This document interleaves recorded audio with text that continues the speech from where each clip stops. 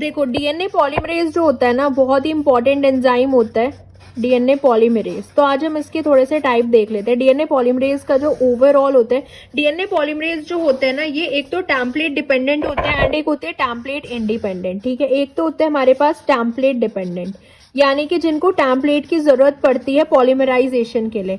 क्या होते हैं template dependent DNA polymerase, and एक हमारे पास होते हैं टेम्पलेट इंडिपेंडेंट डीएनए पॉलीमरेज, जिनको टेम्पलेट की जरूरत ही नहीं है, टेम्पलेट इंडिपेंडेंट डीएनए पॉलीमरेज। ठीक है, तो अब जो हमारे पास टेम्पलेट डिपेंडेंट डीएनए पॉलीमरेजेस होते हैं ना, टेम्पलेट डिपेंडेंट डीएनए पॉलीमरेज जो होते हैं ये भी डिपेंड होता है कि टेम्पलेट कैसा है। ठीक है, टेम्पलेट डिपेंडेंट जो हो सकते हैं, अगर आपका टेम्पलेट डीएनए है, मान लो कि टेम्पलेट क्या है हमारा डीएनए है, तो उस केस में हमारे पास होगा जिसको हम बोलते हैं डीएनए डिपेंडेंट डीएनए पॉलीमरेज। क्या बोलते हैं हम इनको? DNA dependent DNA polymerase. ठीक है, यानी कि अगर आपका टेम्पलेट डीएनए है तो यानी कि ये डीएनए का यूज करके डीएनए को ही पॉलीमराइज करते हैं डीएनए का यूज करके। और इसके एग्जाम्पल में हमारे जितने भी डीएनए पॉलीमरेजेस हम पढ़ते हैं ना वो सब इसके एग्जाम्पल में आ जाते हैं।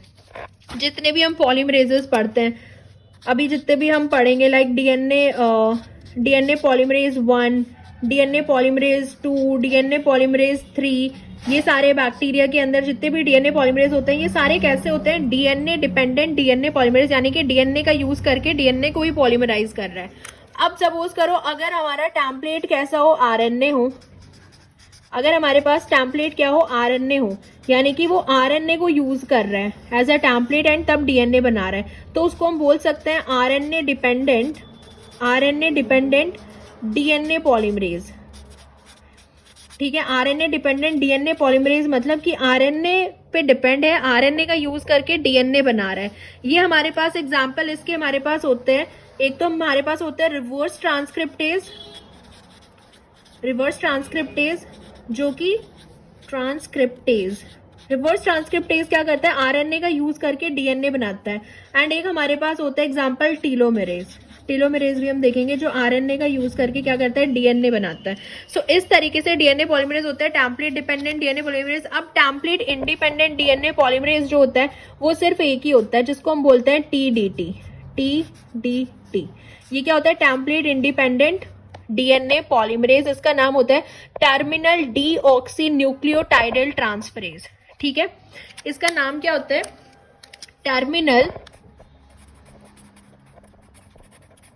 Terminal deoxynucleotidyl transferase.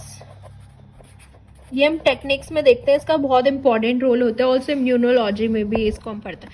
तो डीएनए पॉलीमरेज एक तो टेम्पलेट डिपेंडेंट होता है, अगर डीएनए डिपेंडेंट डीएनए पॉलीमरेज तो जो हम पढ़ते हैं normal RNA dependent DNA polymerase, reverse transcriptase and telomeres, and template independent TDT होता है। तो ये तो ओवरऑल डीएनए पॉलीमरेज के बारे में। हम डीएनए हेलिकेज की बात कर रहे हैं, we are talking about prokaryotes. So prokaryotes के अंदर हम बोलते हैं डीएनए हेलिकेज को हम क्या बोलते हैं? डीएनए बी प्रोटीन बोलते हैं। हेलिकेज को डीएनए बी प्रोटीन बोला जाता है प्रोकैरियोट्स के अंदर। तो जब हम ORIC देखते हैं ना, ओरिजिन ऑफ रेप्लिकेशन जो होता है, ये क्या होता है? 80 रिच सीक्वेंस होता है। हम इसका डिटेल देख चुके हैं। ORIC को अगर डिटेल में जूम करके देखें तो इसके अंदर कितनी सीक्वेंसेज होती हैं, डीएनए प्रोटीन आके बाइंड करता है, फिर जो है यहाँ पे एक ओपन कॉम्प्लेक्स बन जाता है एंड हेलिकेज जो है यहाँ पे आके बाइंड कर जाता है। ठीक है, ये हम कवर कर चुके हैं। अब ये जो हेलिकेज जो लैगिंग स्ट्रैंड पे बाइंड करता है ना, it catalyse the separation of 2 strand of duplex DNA break hydrogen bond. अब ये क्या करता है? ये ऐसे मूव करेगा एंड इनके बीच में जो हाइड्रोजन बॉन्ड है ना वो तोड़ता चला जाएगा हेलिकेज। जैसे हाइड्रोजन बॉन्ड ब्रेक करता जाएगा तो ये पूरा जो डीएनए स्ट्रैंड है अलग होते चले जाएंगे एंड नया स्ट्रैंड जो है वो सिंथेसाइज होगा। ठीक है, तो ये हाइड्रोजन बॉन्ड ऐसे ब्रेक करते हुए चले जाता है दोनों डायरेक्शन में हेलिकेज, जो कि एक हेक्सामेरिक होता है। हेलिकेज भी क्या होता है? एटीपी डिपेंडेंट होता है। हमने एक जगह और एटीपी पढ़ा था ना, कहाँ पे? जो गामा होता है, गामा लोडर जो होता है जो बीटा क्लैम्प को लोड करता है। जो हेलिकेज होता है ये एटीपी डिपेंडेंट मूवमेंट शो करता है। हेलिकेज जो है हेक्सामेरिक फॉर्म में बाइंड करेगा और सिर्फ सिंगल स्ट्रैंडेड डीएनए से बाइंड करता है। इसकी पोलैरिटी होती है 5 prime to 3 prime polarity. E coli में प्रोकैरियोट्स में हम डीएनए हेलिकेज को डीएनए बी प्रोटीन बोलते हैं, ठीक है। और यूकैरियोट्स में हम डीएनए हेलिकेज को MCM27 कॉम्प्लेक्स बोलते हैं, ये भी हम पढ़ेंगे, ठीक है। यूकैरियोट में भी हम प्रोकैरियोट पढ़ रहे हैं। तो यहाँ पे हेलिकेज आके बाइंड करेगा। हेलिकेज क्या करता है, हमेशा लैगिंग स्ट्रैंड के साइड बाइंड करता है। इसकी पोलैरिटी होती है 5 प्राइम टू 3 प्राइम जो है ये मूव करता है, तो इसलिए जो है ये कहाँ बाइंड करेगा, लैगिंग स्ट्रैंड पे बाइंड करता है, ठीक है। और ये हमारा लैगिंग स्ट्रैंड होता है। सो हेलिकेज जो है 5 प्राइम टू 3 प्राइम पोलैरिटी है, मींस हेलिकेज जो है वो लैगिंग स्ट्रैंड पे बाइंड करता है, लैगिंग स्ट्रैंड टेम्पलेट पे बाइंड करता है एट द रेप्लिकेशन फॉर्क। तो ये था हेलिकेज के बारे में। आई होप ये क्लियर हुआ होगा हेलिकेज के बारे में। उसके बाद एक और प्रोटीन आता है हमारे पास, सिंगल स्ट्रैंड बाइंडिंग प्रोटीन। ये क्या होता है, सिंगल स्ट्रैंड बाइंडिंग प्रोटीन जो होता है ये सिंगल स्ट्रैंड पे बाइंड कर जाता है यहाँ पे, ताकि ये जो है वापस से ना जो है ये अटैच हो जाए आपस में।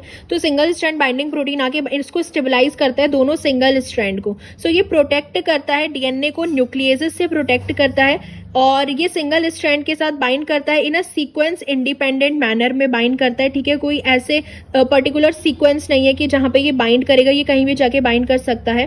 बाइंडिंग जो होती है वो कोऑपरेटिव मैनर में होती है, ठीक है। और यूकैरियोट में सिंगल स्ट्रैंडिंग बाइंडिंग प्रोटीन को हम आरपीए बोलते हैं, लेकिन हम प्रोकैरियोट्स की बात कर रहे हैं। और ये हर टाइप की सेल में मिलता है। इसकी बाइंडिंग सीक्वेंस इंडिपेंडेंट होती है एंड स्टेबलाइज करता है सेपरेटेड सिंगल स्ट्रैंड डीएनए को ड्यूरिंग रेप्लिकेशन। तो इसको क्या करता है, स्टेबलाइज करता है सिंगल स्ट्रैंडेड बाइंडिंग प्रोटीन, न्यूक्लियेसिस से बचाता है, सीक्वेंस इंडिपेंडेंट मैनर में बाइंड करता है। तो इधर सिंगल स्ट्रैंडेड बाइंडिंग प्रोटीन, ठीक है।